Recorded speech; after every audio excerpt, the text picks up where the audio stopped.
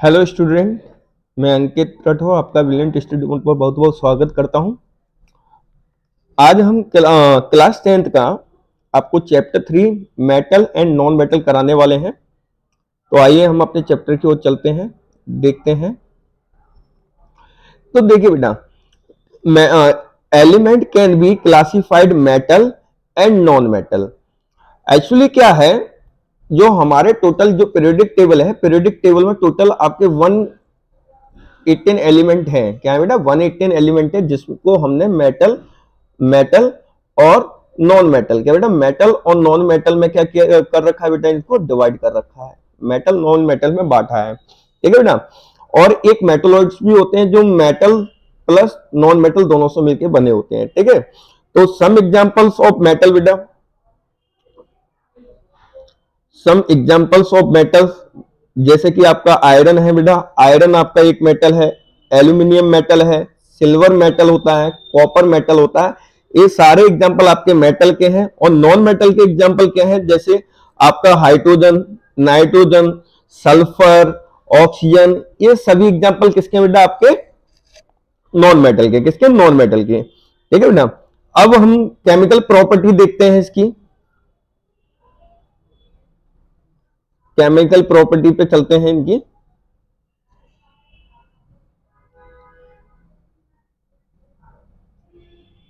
Metal की और non metal की प्रॉपर्टीज पे चलते हैं। तो सबसे पहले हम फिजिकल प्रॉपर्टीज देखेंगे इनकी। क्या देखेंगे बेटा? Physical properties. तो आपका पहला पॉइंट है प्रॉपर्टीज में लूस्टर, या फिर अपन इसको बोलते हैं क्या बेटा? इसकी शाइनिंग सरफेस। क्या बेटा? Shining surface. तो मेटल जो होती है वो आपकी बेटा शाइनिंग सरफेस होती है। क्या होती है? शाइनिंग सरफेस में होती है। और जबकि जो आपकी नॉन मेटल होगी वो बेटा do not have shining surface, इनका कोई शाइनिंग सरफेस नहीं होता है। इसमें एक्सेप्शन है जो है आयोडीन। आयोडीन का जो होता है बेटा शाइनिंग सरफेस होता है। क्या होता है? शाइनिंग सरफेस होगा आपका। ठीक है। नेक्स्ट हार्डनेस, हार्डनेस की बात करते हैं। तो जनरली जो मेटल होती है वो हार्ड होती हैं, और जो नॉन मेटल है वो आपकी सॉफ्ट होती हैं। क्या होती हैं? सॉफ्ट होंगी आपकी। ठीक है।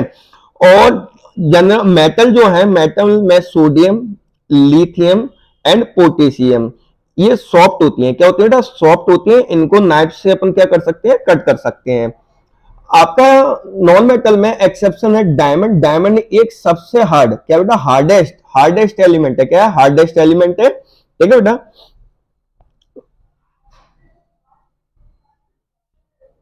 नेक्स्ट देखते हैं।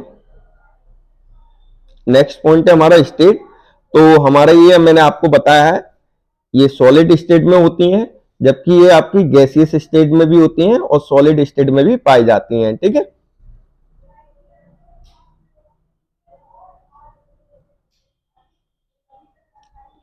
Next malleability. मेलेबिलिटी का मतलब क्या होता है?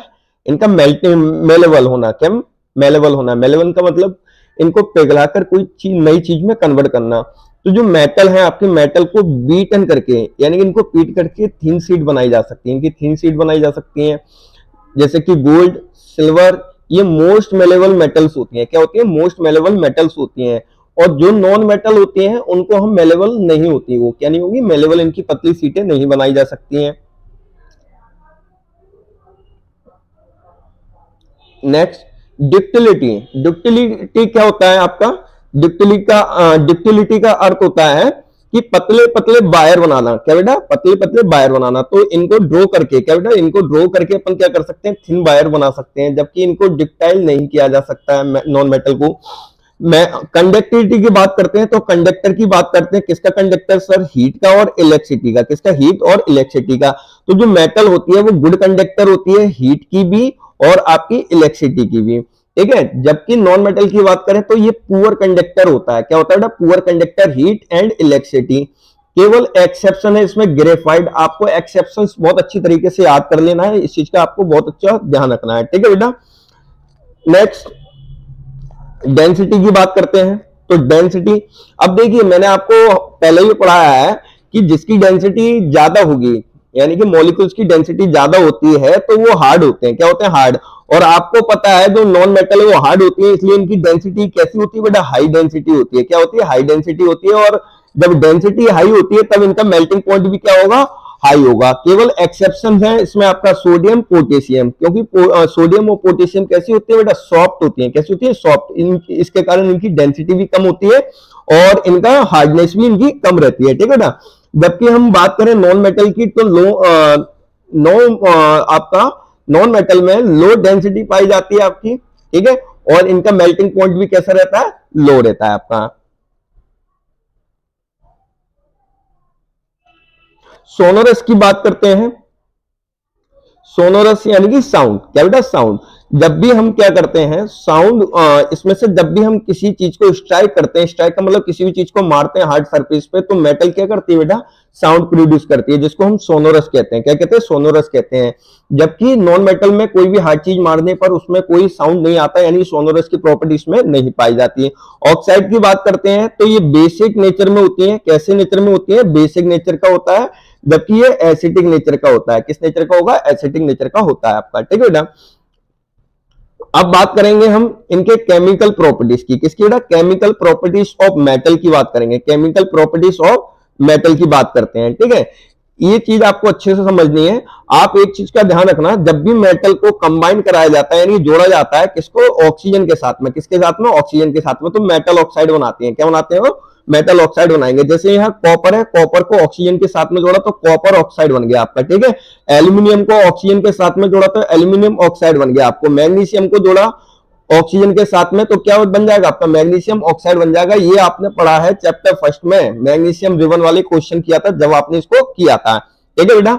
नेक्स्ट लिखते हैं बेटा, sodium potassium so variously that catch fire, kept open so they are kept imprinted in kerosene। कहने का मतलब क्या है, कहने का अर्थ यह है बच्चों कि जो आपका सोडियम होता है, सोडियम मेटल है, और पोटेशियम मेटल, सोडियम और पोटेशियम मेटल, इस चीज का ध्यान रखना बेटा, हाई रिएक्टिव मेटल है। कैसी है, हाई रिएक्टिव मेटल है। क्या है, हाई रिएक्टिव है। क्या बेटा, हाई रिएक्टिव मेटल होती हैं आपकी, हाई रिएक्टिव मेटल होती हैं, जिसके कारण ये ऑक्सीजन से रिएक्शन कर लेती हैं और कैच करती हैं किसको बेटा, फायर को। किसको बेटा, फायर को, यानी कि आग पकड़ लेती हैं। क्या पकड़ती है, आग पकड़ती हैं।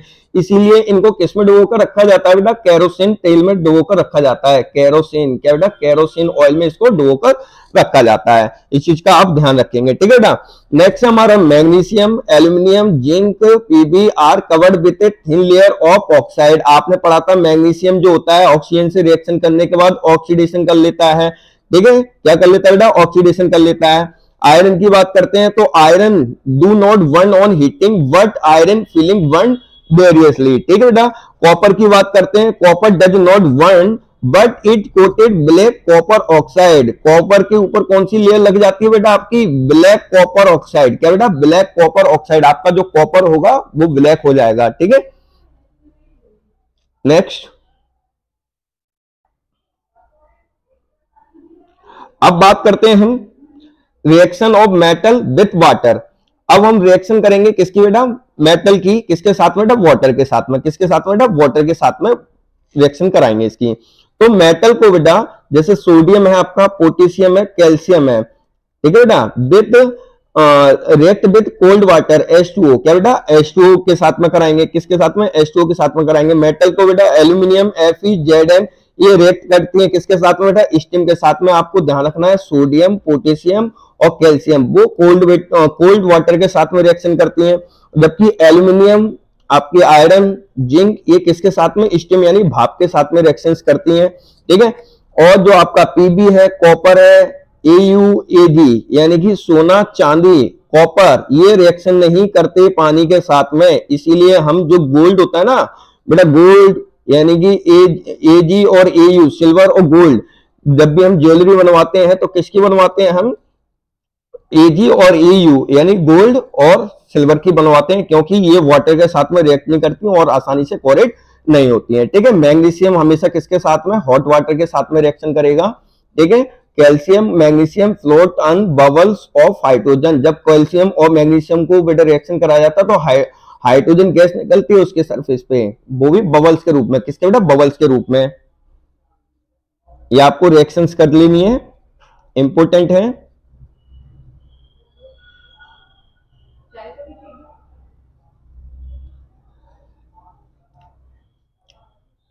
Reaction of metal with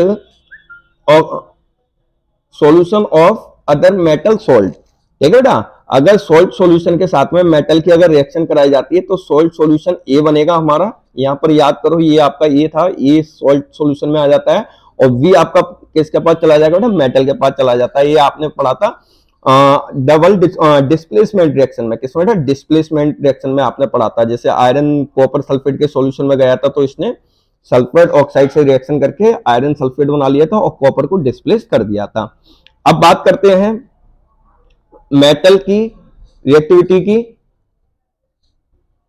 metal की रिएक्टिविटी की बात करते हैं तो सबसे ज्यादा जो मोस्ट रिएक्टिव एलिमेंट है आपका वो है सोडियम। ये मोस्ट इंपोर्टेंट क्वेश्चन है, इस चीज का ध्यान रखना है आपको। सोडियम, पोटेशियम, सोडियम, कैल्शियम, ये हाई रिएक्टिव मेटल है। क्या बेटा, ये दो हाई रिएक्टिव मेटल हैं आपके, क्या है, सबसे ज्यादा हाई रिएक्टिव मेटल है, ठीक है। और फिर नीचे से आपको दो याद रखना है जो सबसे कम रिएक्टिव होते हैं, किसी के भी साथ में रिएक्शन नहीं करते, एजी और ये गोल्ड और सिल्वर आपके, ठीक है बेटा। Next, reaction of metal with non metal. जब मेटल और नॉन मेटल की रिएक्शन कराई जाती है तो क्या आता है, ठीक है बेटा।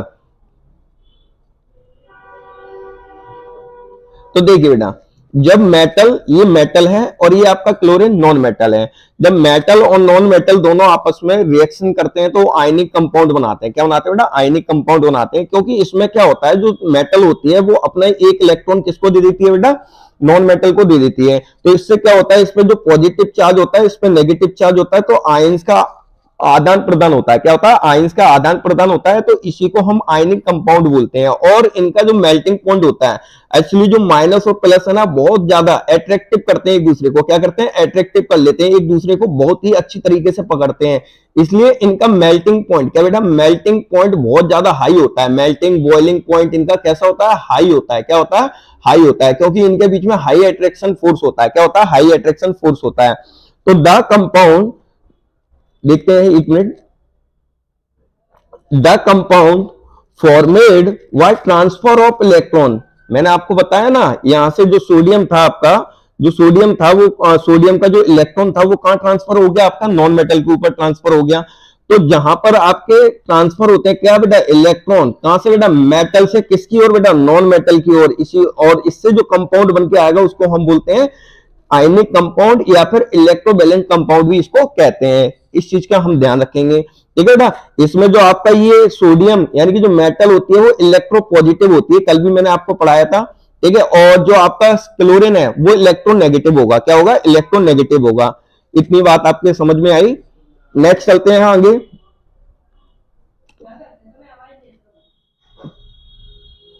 अब हम आयनिक बॉन्ड की प्रॉपर्टीज देखेंगे। क्या देखेंगे बेटा, प्रॉपर्टीज। तो देखते हैं प्रॉपर्टी में फिजिकल नेचर। तो आपको पता है ये बहुत ही ज्यादा, मतलब इनके बीच में अट्रैक्शन बॉन्ड बहुत ज्यादा होता है, बहुत हाई होता है, इसीलिए सॉलिड होते हैं, हार्ड होते हैं और जनरली ब्राइटली भी होते हैं, ठीक है। और इनका मेल्टिंग पॉइंट आपको पता है, सॉलिड है यानी हार्ड है, रिजिड है, तो इनका मेल्टिंग पॉइंट और बॉइलिंग पॉइंट भी कैसा होगा बेटा, हाई होता है। क्या होता है बेटा, हाई होगा। क्या होगा, बहुत ज्यादा हाई होता है इनका मेल्टिंग पॉइंट और आपका बॉइलिंग पॉइंट, ठीक है बेटा। और ये सॉलिडिटी, तो बेटा मैं आपको बताऊं, ये आपके बेटा कैसे कंपाउंड होते हैं, आपके पोलर कंपाउंड होते हैं। क्या होते हैं, पोलर कंपाउंड। तो ये पोलर कंपाउंड के साथ में ही क्या होंगे बेटा, सॉल्व होते हैं। क्या होते हैं, सॉल्व होते हैं। ये नॉन पोलर कंपाउंड के साथ में सॉल्व नहीं होंगे। कनेक्ट ऑफ इलेक्ट्रिसिटी, तो ionic compound connect electricity molten solution of but not solid state. ध्यान रखना, जब लिक्विड स्टेट में होते हैं तब तो ये आपको इलेक्ट्रिसिटी प्रोवाइड कराएंगे, कनेक्ट करेंगे, बट लेकिन सॉलिड स्टेट में होते तब ये इलेक्ट्रिसिटी को प्रोवाइड नहीं कराते हैं आपका, ठीक है बेटा।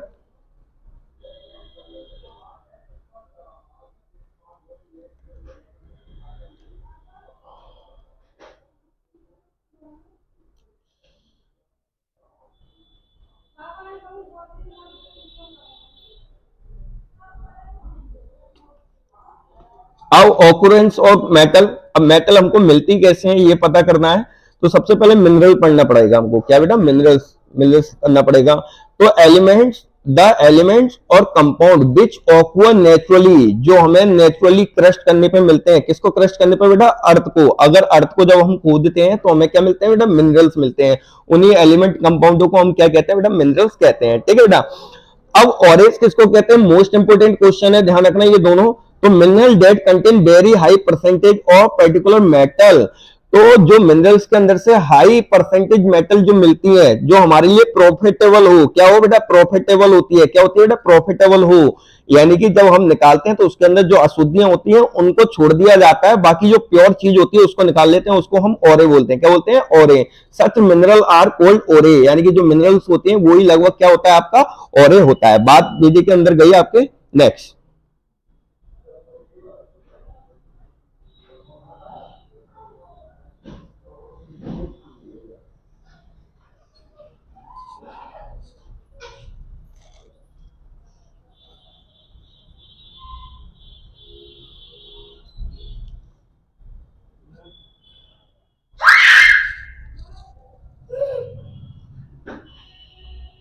ये आपको एक बार देख लेना है।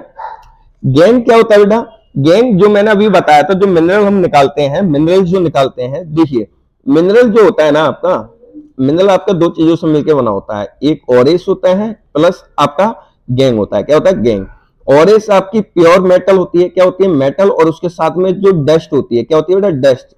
डस्ट जो डर्टी पार्टिकल्स होते हैं, डस्ट पार्टिकल होते हैं, उनको अपन क्या बोलते हैं, और गैंग्स बोलते हैं, क्या बोलते हैं, गैंग्स। गैंग्स वाले तो वैसे भी गंदे होते हैं ना बच्चों, है ना। Ores are usually content with large amount of impurities, impurities पाई जाती हैं जैसे मिट्टी, सैंड, ईटीसी, कोल्ड गैंग, ठीक है बेटा। Roasting the sulphate ores are convert into oxide, जब ऑरेस को कन्वर्ट कर दिया जाता है किसमें बेटा, ऑक्साइड में, व्हाई हीटिंग स्ट्रांगली, ठीक है बेटा। तो उसको अपन क्या कहते हैं, उसको हम रोस्टिंग कहेंगे, क्या कहेंगे, रोस्टिंग।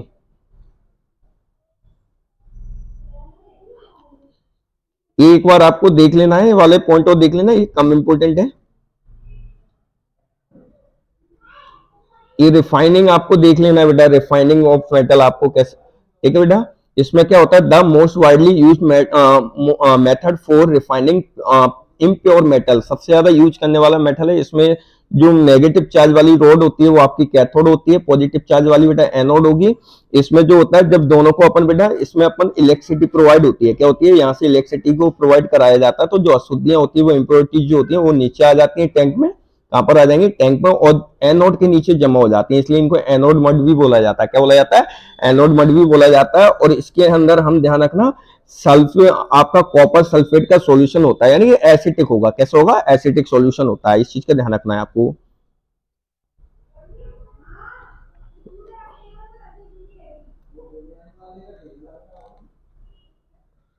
कोरेजन किसको कहते हैं बेटा, कोरेजन आप पढ़ चुके हो। तो the surface of some metal such iron corroded when they are exposed to most air of long period of time, जब किसी भी मेटल को, क्या बेटा, किसी भी मेटल को जब ज्यादा देर तक हवा में रखा जाता है तो उसके ऊपर एक लेयर लग जाती है जिससे वो धीरे धीरे मेटल खत्म होने लगती है। इस पूरी प्रोसेस को अपन क्या कहते हैं, दिस इज कॉल्ड कोरेजन, ठीक है बेटा। अब जो सिल्वर बिकम ब्लैक, बेटा आपकी सिल्वर कैसी हो जाती है, ब्लैक हो जाती है, क्या हो जाती है, ब्लैक हो जाती है, इसको सिल्वर सल्फेट बोलते हैं, ठीक है बेटा, ठीक है। कॉपर रिएक्ट करने के बाद बेटा कॉपर के ऊपर कैसी लेयर लग जाती है, आपकी ग्रीन कोटिंग हो जाती है, कैसी, ग्रीन कोटिंग हो जाती है। जब आयरन एक्सपोर्ट किया जाता है हवा में तो उसके ऊपर कैसी कोटिंग हो जाती है, फ्लेकी सब्सटेंस कॉल्ड रस्टिंग, ध्यान रखना, फ्लेकी सब्सटेंस ब्राउन कलर का आ जाता है, कैसा आ जाता है बेटा, ब्राउन कलर का सब्सटेंस आ जाता है, उसको ही हम क्या कहते हैं। आपको ये चीज ध्यान रखना है, सिल्वर के अंदर जो होगा ब्लैक होता है, और कॉपर के अंदर आपकी ग्रीन कोटिंग हो जाती है, आयरन के अंदर ब्राउन कोटिंग होती है। नेक्स्ट देखते हैं, अगर हमको प्रिवेंशन करना है, बचाना है रस्टिंग से, अगर अपनी किसी भी आर्टिकल्स को बचाना है तो हमें कौन कौन से मेथड यूज कर सकते हैं हम इसको बचाने के लिए, तो गैल्वेनाइजेशन कर सकते हैं। इसमें क्या करते हैं हम, प्रोटेक्टिंग स्टील एंड आयरन को अपन क्या करते हैं, जिंक की एक पतली लेयर लगा के उसको सुरक्षित कर देते हैं, क्या करते हैं, जैसे मैं आपको समझाने का कोशिश करता हूं। जैसे मेरे पास कोई आयरन की बहुत ज्यादा मोस्ट एक्सपेंसिव चीज है, बहुत ज्यादा, ठीक है, तो इसके ऊपर मैं क्या कर दूंगा बेटा, एक क्लोटिंग कर दूंगा, क्या कर दूंगा, क्लोटिंग कर दूंगा, किसकी बेटा, जिंक की। ऐसे इसके ऊपर मैं क्या कर दूंगा, क्लोटिंग कर दूंगा। जब कोई भी एयर आती है, क्या आती है, एयर आती है, तो डायरेक्ट एयर के कांटेक्ट में नहीं आएगा, और जिससे इस पर बेटा आपकी जंग यानी कोरेजन नहीं होगा, ठीक है। एलॉय किसको कहते हैं बेटा, एलॉय, तो एलॉय क्या होता है बेटा, होमोलोजियस मिक्सचर होता है, किसका, टू और मोर मेटल इनका बेटा दो या फिर दो से ज्यादा जब मेटल नॉन मेटल आपस में मिलते हैं, लेकिन होमोजियस मिक्सचर होना चाहिए। कैसे होना चाहिए? होमोलोजियस मिक्सचर होना चाहिए, उसी को हम एलॉय कहते हैं। ठीक है ना। अब मिक्सचर में आपको ध्यान रखना है कौन कौन से मिक्सचर हैं आपके, और कैसे याद रखेंगे ये भी मैं आपको बता देता हूं। देखिए बेटा, जो स्टील बनती है वो आयरन, निकेल और क्रोमियम से मिलती है आपकी। ठीक है, स्टील जो बनेगी, या फिर आपको आयरन और कार्बन भी लिख सकते हो उसकी जगह आप। ठीक है। और ब्रास जो होता है ना, ब्रास कॉपर और जिंक से मिलकर बनता है। किससे? कॉपर और जिंक से, आपका कॉपर और जिंक से। ठीक है। और ब्रोजोन कॉपर और टीन से मिलकर बनता है। सोल्डर किससे? टीन, लेड और टीन से मिलकर बनेगा। ठीक है, ये आपको ध्यान रखना है। एल्गम क्या होता है? If one of the metal is mercury, ये एक लगभग आपका मरकरी ही होता है। ठीक है बच्चों। अब देखिए बेटा, इनमें पूछा गया है, नेक्स्ट क्वेश्चन पूछा गया है, ग्रीन कलर कोटिंग ग्लर copper utensil due to the formation of, तो क्या बनेगा बेटा? कॉपर सल्फेट बनेगा ना आपका, कॉपर सल्फेट का हो जाएगा आपका, तो कॉपर आपका कॉपर ऑक्साइड हो जाएगा। क्या हो जाएगा बेटा? कॉपर ऑक्साइड हो जाएगा। Rusting of from the take place in, तो ध्यान रखना बोथ ऑफ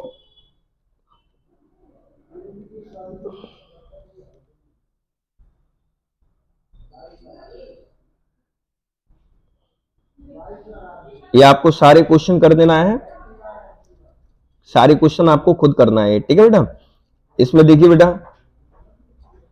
कोरिजन मैंने आपको पढ़ा दिया, डेंसिटी आपको पढ़ाई दिया है, गैल्वेनाइजेशन सभी मैंने बताया था। जब मेटल नॉन मेटल की एक लेयर लगा देते हैं ऊपर, अपन ने देखा था आपको नॉन मेटल्स के नाम और इसका रॉकेट एस फ्यूल में क्यों यूज करते हैं। Name the non metal use for conservation of vegetable oil into ghee, इसमें क्यों करते हैं। मेटल को जब अपन वाटर के साथ में रिएक्शन कराते हैं तो क्या बनेगा आपका। ये सारे क्वेश्चंस आपको करना है बहुत ही अच्छी तरीके से। ठीक है बेटा। ओके, अब हम मिलते हैं नेक्स्ट चैप्टर में।